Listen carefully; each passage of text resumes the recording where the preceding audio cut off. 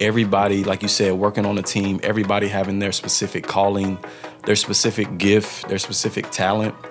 I know I have to step into mine, right? And I have to do it on a consistent basis. What's yours? basis. There you go. There's a big question. Right. And I believe truly that, my gift, my talent, my purpose here on earth is to help other people step into their purpose. So you have to realize that the foundation of what you need to succeed within your purpose, a lot of it has already been supplied through your life experiences.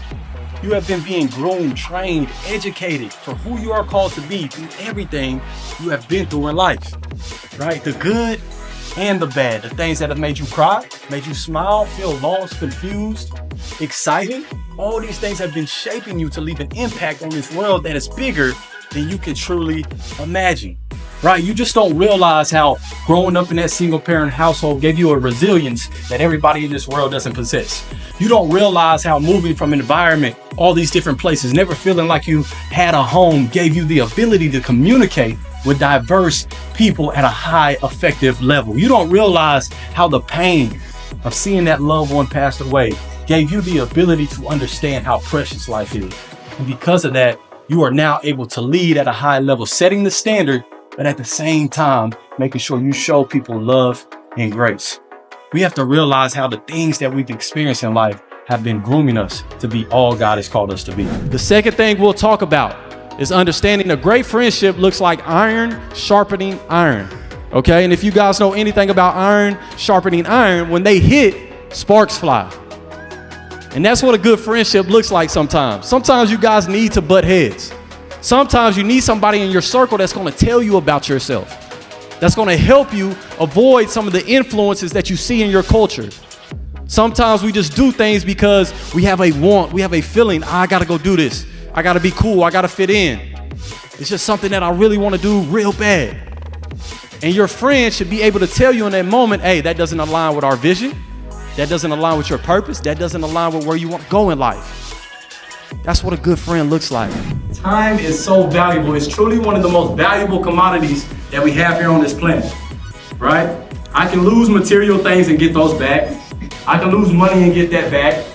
I can lose fame and notoriety and get that back.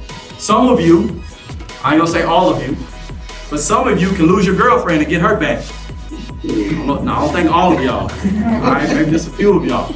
Okay? All right, but time, in seriousness, time. You can lose time and you'll never get that back. Right? There's a quote that I love. It says that today was never lived and it will never be lived again. Ever. So it really makes you think, man, how am I spending my time?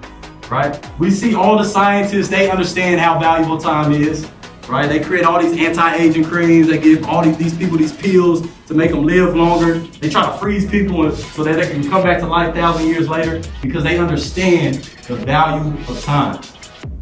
They understand how precious it is, okay? The 7.8 billion people here on this earth, unless it's your time to go, we all get the same 24 hours, okay?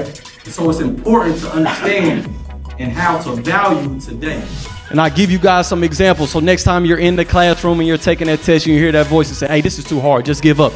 That split second, you got to make a decision. No, it's not. I'm about to kill this test. I'm determined, I'm ready. I got this. When you step it on the field and you hear that voice, you're not prepared, you're gonna get beat. No, I'm ready. I've been training for this. I put in the hard work for this. I'm about to dominate. When you hear that voice that pops up when you're watching someone do something amazing on TV and you hear that voice that says, hey, you'll never live up to that. Yes, I will. I'm gonna do great and amazing things with my life. How long does that take? Quick, 5 seconds. 5 seconds, right? So if I'm walking throughout my day and I have 10 negative thoughts, sometimes you might have more, sometimes you might have less. Right? And we do the math and it takes me 5 seconds to capture that thought and I have 10 of those. Guys, that's 50 seconds. And so you got to ask yourself, are you willing to sacrifice 50 seconds of your day to impact the next 50 years of your life?